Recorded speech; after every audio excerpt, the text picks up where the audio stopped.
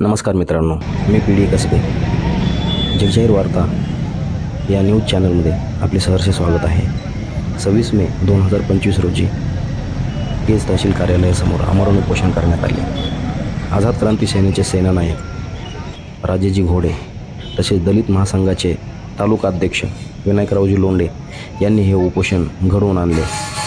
तालुक्यातील उतरेश्वर पिंपरी या ठिकाणी पारधी समाजाच्या गायरान जमिनीवर सरकारने सौर ऊर्जा प्रकल्प आणल्यामुळे येथील लोकांवर अन्याय झालेला असून त्या अन्यायाच्या विरोधात आवाज उठवण्यासाठी व संबंधित ग्रामसेवक, सरपंच यांच्यावर तात्काळ कारवाई व्हावी या मागणीसाठी या ठिकाणी आमरण उपोषण करण्यात आले.